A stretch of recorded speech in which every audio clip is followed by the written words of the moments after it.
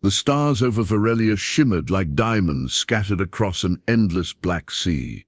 In the middle of this cosmic silence, a massive ship slowly emerged from the shadows of deep space. It didn't arrive with noise or flashes of light. It drifted forward, with quiet purpose.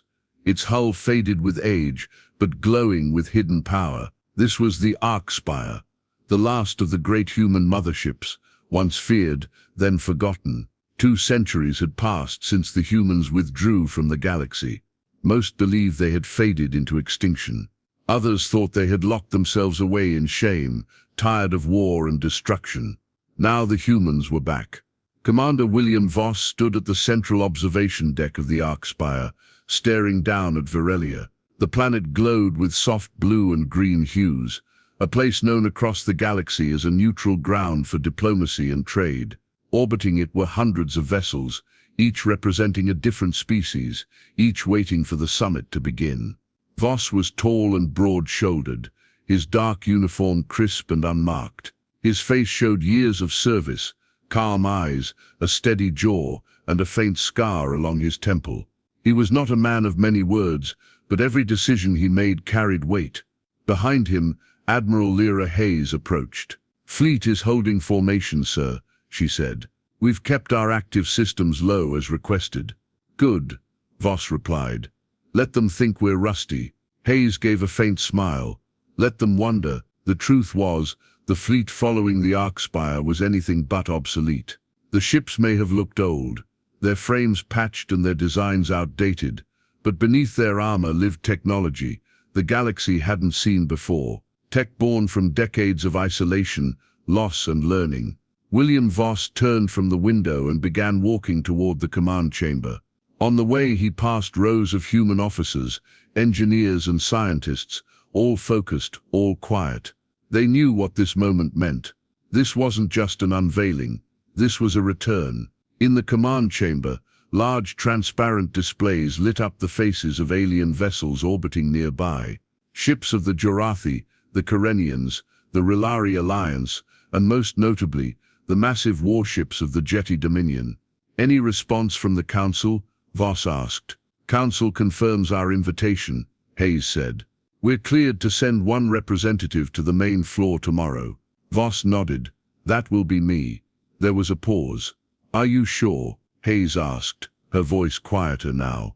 "After all these years, they won't make it easy." "I know," he said. "That's why I'm going."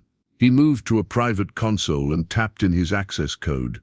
A holographic image filled the air before him, a wide chamber filled with alien delegates, each seated in their own section, each ready to judge. He studied them in silence. 200 years ago, humanity had nearly destroyed itself. Civil wars, rogue AI and planetary bombardments had scarred entire systems. The other species watched and waited. When it was over, the humans had vanished. No one came to stop them. No one came to help. Now they would have to face those memories.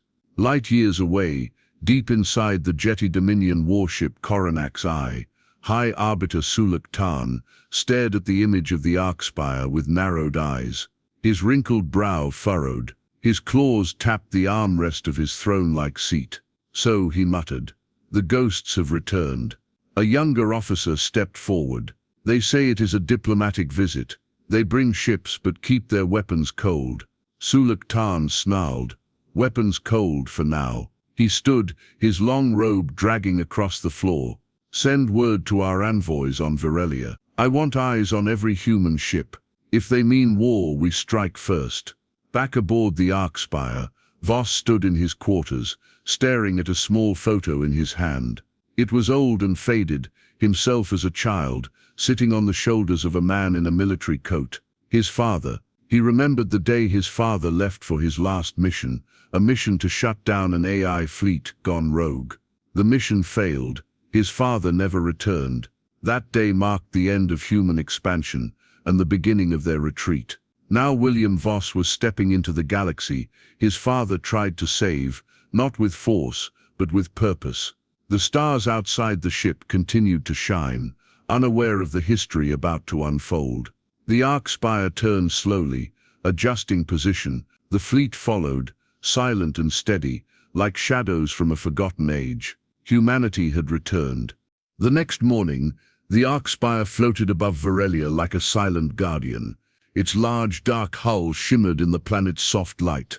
Around it, hundreds of ships from every corner of the galaxy drifted in precise orbits, from tiny scout crafts to massive trade barges. Each ship represented a species, a culture, a voice in the Galactic Council. Commander William Voss stood in front of a polished black case in his quarters. Inside was a formal uniform, simple, clean, and old-fashioned. No medals, no gold trim, just the quiet dignity of a people returning after years of silence. He dressed carefully. Every motion was slow, precise. Today he would step into the council hall. He wouldn't bring weapons or soldiers, just words. When he arrived at the ship's shuttle bay, Admiral Hayes was already waiting beside a sleek silver transport shuttle. "The ship's systems are stable," she reported. "No unexpected movements from other fleets." "Security protocols?" Voss asked. "Enhanced," she said, "but discreet. The last thing we want is to look paranoid." He nodded. "Good." Voss boarded the shuttle alone. It hummed to life, lifted gently from the bay floor, and slid out into open space. As it moved toward the Council landing zone on Varelia, dozens of alien ships tracked it with scanners. No weapons locked on, but tension filled the air like static. Below, Varelia spun slowly, a world of green oceans, white clouds, and golden continents. The Council's great city, Akanos, sparkled like glass across one of its southern continents. It was home to towering spires, floating walkways, and landing pads shaped like petals of a flower. The shuttle landed softly on one of these pads. As Voss stepped out, a gust of warm, dry wind brushed his face. The air smelled of stone and metal. Waiting for him was a small escort of guards, tall, pale humanoids in blue robes. They nodded politely but did not speak. One motioned for him to follow. As they walked, Voss noticed the curious eyes watching him from balconies above. Delegates from other species leaned forward to see the human. Whispers passed from one group to another. Some were curious, some looked afraid, others showed open disgust. Inside the council hall, the air changed. It was cooler, and everything echoed: footsteps, voices, even breath. The main chamber was circular and vast, with hundreds of raised platforms surrounding a central floor. Each platform belonged to a different species.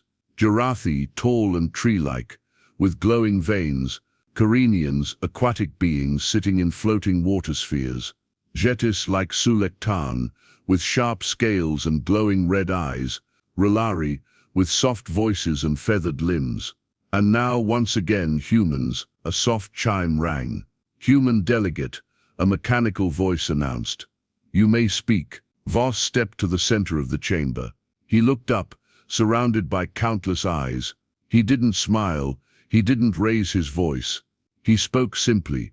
"I am Commander William Voss of the Human Federation." His voice echoed. "We left the galaxy 200 years ago. We left because we failed. We lost control of our machines. We lost our unity. We nearly lost ourselves." Silence. He took a breath. "In that time we did not grow stronger through weapons. We grew wiser. We built slowly. We healed. We remembered who we were." A murmur passed through the chamber. Some delegates looked away. Others leaned in closer. "We bring no demands. We bring no armies. Only knowledge, and a willingness to reconnect." He stepped back. "That is all." Silence followed, thick and heavy. Then a new voice rang out, sharp and clear. "Words," it said, "are not proof." It was Sulektan, the Jeti Arbiter. He rose slowly, his long robe dragging behind him. His eyes burned red beneath his brow. "You claim to be changed," he growled, "but you arrive with a fleet we cannot scan. Obsolete, you call it. But why cloak its power?" Voss didn't respond.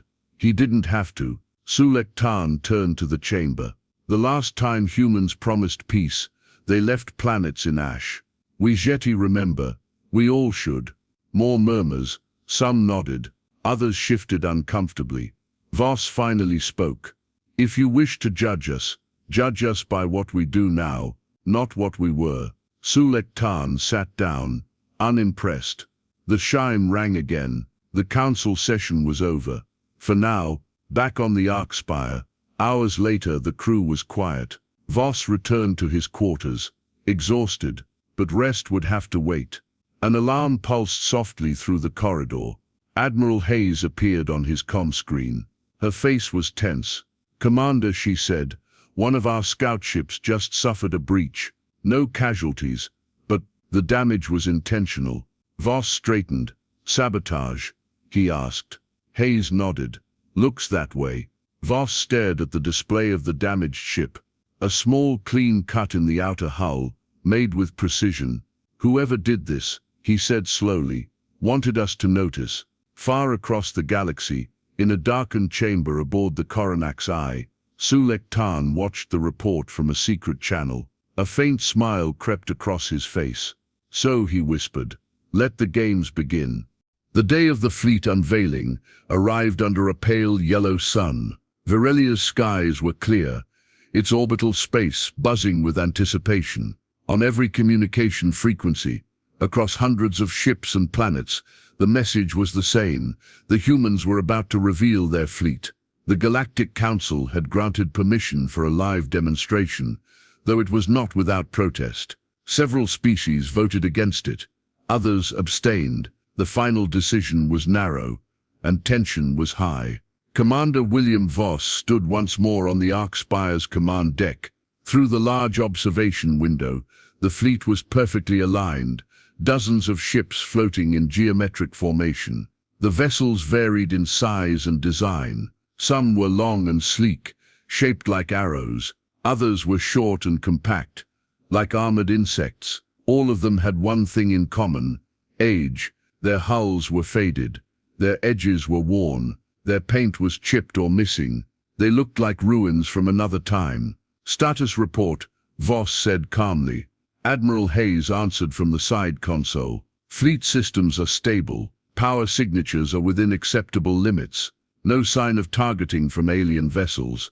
And the demonstration ship, ready and standing by." Voss nodded. He walked slowly across the deck. Technicians moved out of his way. No one spoke. They all knew what this moment meant. For some of them, this was the first time they'd even seen these ships active. In the docking bay, the chosen vessel, designated Horizon 3, began to move. It detached from its holding clamps and drifted forward into the open void. Its hull was dull silver, covered in ancient plating. No visible weapons, no flashing lights, just a quiet, steady hum. On board Horizon 3, human engineers monitored every system. A small crew piloted the ship manually. No AI, not anymore. Humanity had learned that lesson the hard way. Across Virelia's orbit, cameras from alien ships zoomed in. Delegates watched from screens and decks. Civilians tuned in across colonies. All eyes were on the obsolete human fleet. "Activate the fold core," Voss ordered. Horizon 3 began to glow, but not with heat or flame. A gentle rippling light spread from its center like rings in water. The air around the ship shimmered, then space itself bent. Gas clouds twisted, light distorted. A nearby satellite shifted off course. Small gravitational waves pulsed out from the ship, gentle but clearly unnatural. On the council broadcast, a Relari scientist gasped, "That's a gravitational field fold. Controlled, clean, no engine flare." "That's impossible," a Carinian delegate said. "No species has managed that, except the humans." Sulektan growled. He watched from his warship, fists clenched. "And they called this obsolete." The demonstration continued.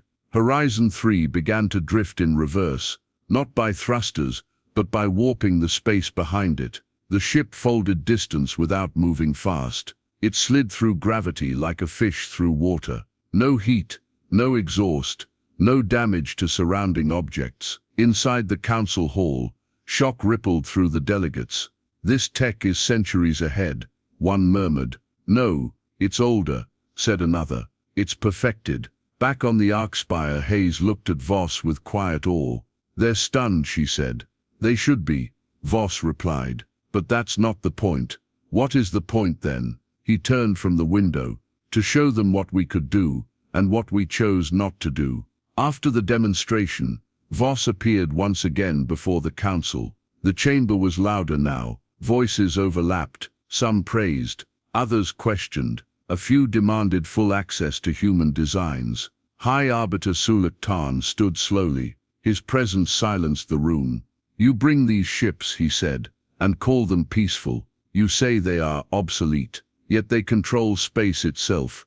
Do you think we are blind? Voss stood calm and still. These ships were designed for survival, he said. Not domination, survival. Suluk Tarn spat. You call folding gravity survival. You had this power and chose to vanish. Why now? Why return? Voss's voice did not rise. Because we're ready now, ready to share, to listen, to connect, not control. A pause followed. And if we say no? Suluk Tarn asked. Voss didn't flinch. Then we will leave, as we left before, but we will not hide. Later that night, in a quiet chamber of the Arkspire, Voss stood alone again. He stared at a live feed of the fleet, now glowing gently in orbit. In the reflection of the glass, his expression was calm but thoughtful. The galaxy had seen the fleet. They had seen what humans once were, and what they had chosen to become. But someone out there was afraid, and fear, Voss knew, made people dangerous. A message came through. Hayes again. Her voice was tight. We found something. A tampering signature on the Horizon 3's primary stabilizer. Minor, but precise. Voss turned slowly. When, hours before the demonstration, a cold silence followed. Someone wants to escalate, he said. But we won't give them the excuse. He stared out the window once more, the stars distant and silent. We came to be seen, he said softly, not feared, but he knew it was already too late for some. Night settled over Varelia, but in orbit darkness had no meaning. The stars remained bright, and the Arkspire continued its silent watch above the planet. Inside the human mothership, the atmosphere was tense. The fleet's demonstration had shaken the galaxy, some with wonder, others with fear. And now, signs of sabotage added a deeper concern. Commander William Voss stood in the intelligence room, staring at a rotating 3D model of the Horizon 3. Red markers showed a microscopic cut in one of the ship's stabilizers. It was precise, surgical. A person with skill and inside access had placed it. Admiral Hayes stood nearby, arms crossed. We're running background checks on every crew member who accessed that section, she said. So far nothing, but the cut matches tools used by the Jetty military. Voss nodded slowly, his mind already moving ahead. They're trying to provoke us. If the Fold Core had misfired, we could have crushed a nearby satellite, or worse. Exactly, she said. Suluk Tarn wants the galaxy to see us as unstable. If even one of our ships causes damage, he wins. Voss turned away from the display. Then we don't give him that chance. Later, Voss walked down a dim hallway leading to the lower decks. He needed space to think, away from the control rooms and meetings. His footsteps echoed through the corridor as he passed old cargo bays and storage compartments. One door was slightly open. Inside he found Kera, the Relari engineer, who had joined the human fleet as part of a cross-cultural exchange program. Her species had long feathery limbs, and their skin shimmered in shades of silver and pale green. She stood over a console, reviewing repair logs. You're working late, Voss said. Kera turned, blinking her large eyes. Too many loose ends, she said softly. Your ships are fascinating. Older than anything I've seen, but so carefully maintained, like artifacts that still breathe. Voss stepped closer. They are. We built them in the years after the war, when we were still learning how to survive again. Kera looked at him curiously. I've studied your history. So much destruction, followed by silence. Why did you choose to disappear instead of defend yourselves? Voss didn't answer immediately. He looked down at the floor, then spoke. We didn't disappear. We retreated. We needed time to stop being what we had become. We fought ourselves, our machines, even our own minds. We thought strength would save us. It didn't. So we chose silence. Kara tilted her head. And now? Now we want to prove we've changed. A soft beep came from her console. She tapped it, and her expression tightened. What is it? Voss asked. A ghost signal, she said, hidden under our own communication system. Very weak, very well coded, but I know Jetty encryption patterns. Someone is listening from inside. Voss leaned in. Where? Deck 13, she replied. Storage sector. He was already moving. Deck 13 was rarely used. Old supply crates lined the halls, and most systems were in standby mode. The lights flickered dimly, casting long shadows. Voss moved silently, accompanied by 2 guards. He gave them a hand signal to spread out. His steps were quiet, his senses sharp. He passed an old maintenance locker, then stopped. A soft humming sound came from inside. He opened it quickly, empty. But behind the wall panel, a cable ran to a black box pulsing faint blue. A transmitter. Kill the signal, he ordered. 1 guard carefully cut the line, and the light on the box faded. It was transmitting during the demo, the guard said.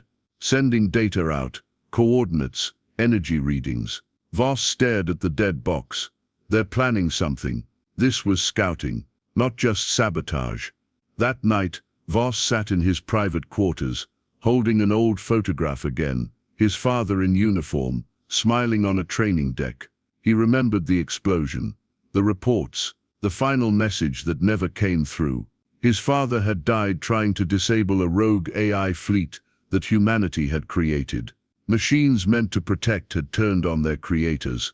That was the beginning of the end, and it was why AI was no longer trusted, no longer allowed in command. Human hands had taken back control. A soft knock broke the silence. Hayes entered. We've traced the signal relay. It passed through a diplomatic channel. Someone on Varelia's surface may be coordinating. Voss stood. Sulektan. Most likely, she agreed. But without proof, we can't accuse him. The council would call it paranoia. Voss nodded. Then we don't accuse. We prepare. She looked at him carefully. You think they're going to strike? I think they're waiting for us to strike first. On the Jetty warship Koronexi, Sulektan watched the fleet recordings in silence. His eyes gleamed. They've shown their cards, he murmured. Now we shake the table. An aide approached.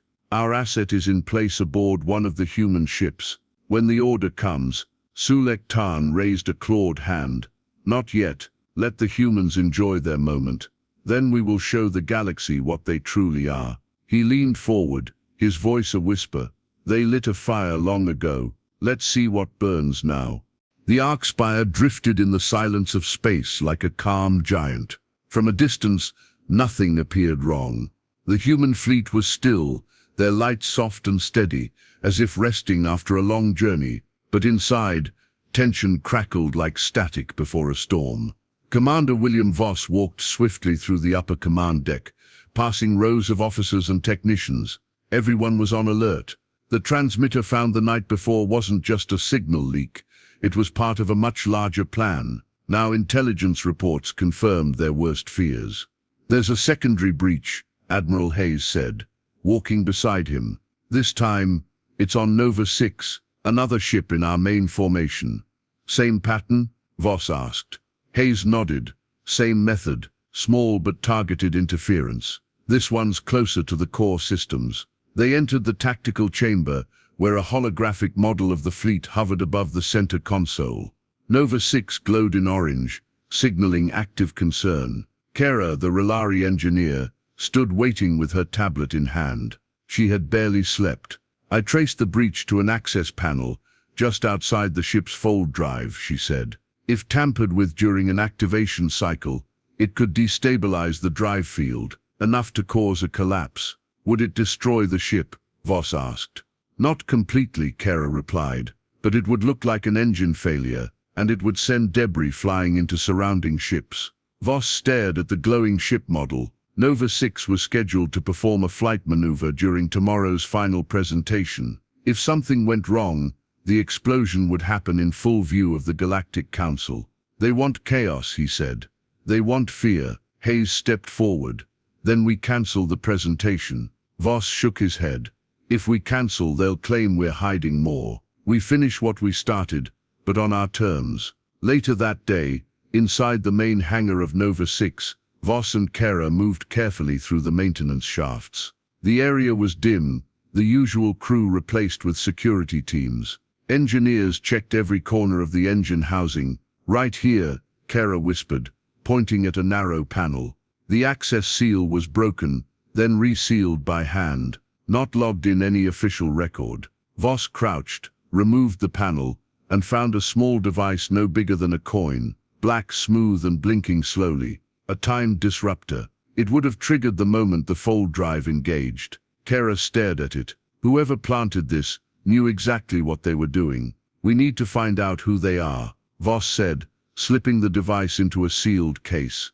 And fast. In a darkened hallway near the crew barracks, a figure moved quietly, helmeted, cloaked, avoiding patrols. The infiltrator was efficient, heading for the secondary core on Nova 6, likely to check the first device or place another. But they never got the chance. As the figure stepped into a service corridor, 2 guards surrounded them, weapons drawn. Hands up, one said. The figure hesitated, then ran. Alarms blared. The chase moved through narrow passageways, across stairwells and lifts. Crew members stepped aside, stunned by the speed of the pursuit.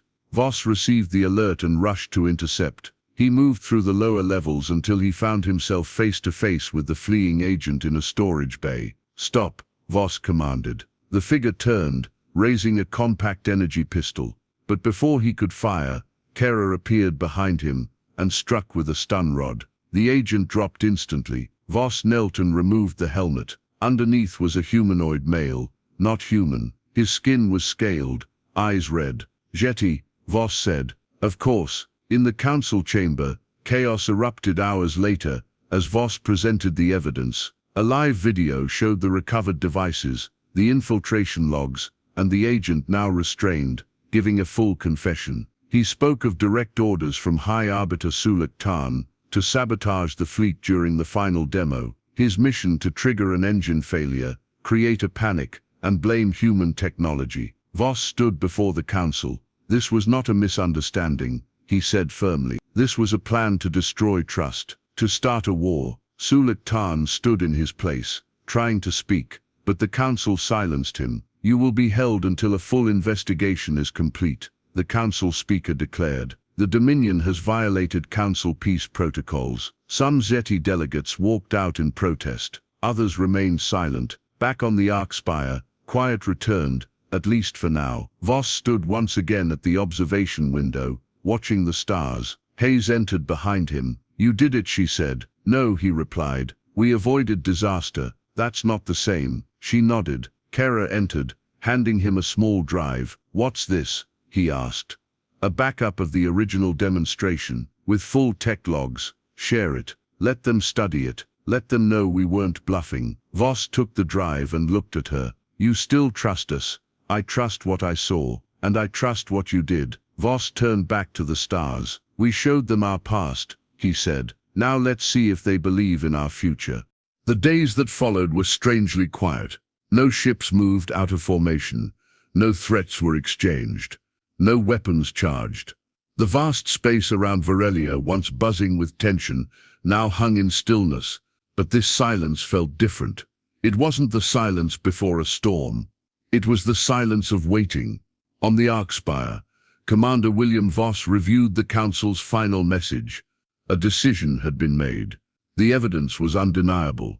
The sabotage had been real, the Zeti Dominion responsible, and humanity surprisingly innocent. The message read, Humanity's status is recognized. You are welcomed back into the Council as a neutral technological steward. The fleet will remain under human command, but data-sharing agreements will begin under supervision. Diplomatic trust will be built, step by step. Voss leaned back in his chair, the words echoing in his mind. Welcomed back, not feared, not hated. It wasn't full trust, but it was a beginning. He rose and looked out through the wide viewing panel. The fleet held position around the Arkspire, their quiet forms now symbols of something greater: restraint, wisdom, patience. Admiral Hayes entered, carrying a small datapad. First wave of diplomatic envoys are arriving. 10 species, Rilari, Kiranians, even the Jurathi. They want to study the ships, peacefully. Voss nodded. Keep them in the outer rings. No access to core systems. Understood, she said. She paused, then added, "We made it through." "Barely," he replied. "But we made it." The council hall on Varelia was busy again, but this time the mood was different. Curious eyes replaced cold stares. Some species who had voted against the demonstration now approached human delegates with cautious respect. Sulik Tarn had been escorted back to the Dominion in silence, his authority fractured. The council was preparing formal charges against him. His plan had failed, and his reputation built on fear had collapsed. Meanwhile, Horizon 3 performed another controlled demonstration, this time with joint observation teams. Scientists from 5 species watched as the ship folded space in real time, their instruments recording what was once thought impossible. Kara, now an official liaison between the Rilari and Human Federation, led a tour aboard the Arkspire. Children from different species walked through the hangar, their eyes wide as they stared at the sleeping giants, ships once hidden now shared. In one corner, a Jurathi child reached out to touch the metal skin of an old warship. "It's not scary," he said. "No," Kara smiled gently. "It's not." In his private quarters, Voss finally took a moment to rest. He sat at his desk and opened a personal message, an old recording stored in the ship's archives. It was his father's last transmission. The voice was calm, steady, and filled with quiet strength. "If we don't survive this, let them remember that we tried to fix it, that we weren't all lost to anger or machines, that we were still human." Voss listened in silence. The message ended. He stared at the dark screen for a long time. Then he stood, walked to the window, and looked out at the stars. The galaxy was vast, still uncertain, still divided. But now a small door had opened, not because of power, not because of fear, but because one people had chosen to face their past and offer something different: hope. In the Arkspire's garden deck, an artificial forest designed for crew recovery, Voss stood beneath a small tree that had been grown from Earth soil. Nearby, alien children played together while adults talked and laughed in mixed languages. The air was warm, peaceful. A Kyrenian ambassador approached. He floated gently in his water sphere. "You know," the ambassador said, "when I first heard you were returning, I prepared for war." Voss smiled faintly. "You weren't the only one." "But now," the Kyrenian continued, "I think maybe your silence was a kind of strength." Voss looked up at the stars above the transparent dome. "No," he said softly. "Our silence was survival. This is strength." The ambassador nodded. Later, as the Arkspire continued its steady orbit, its engines hummed gently, no longer hiding, no longer running. For the first time in over 2 centuries, the galaxy wasn't turning away from humanity. It was listening, and the humans, at last, had something worth saying,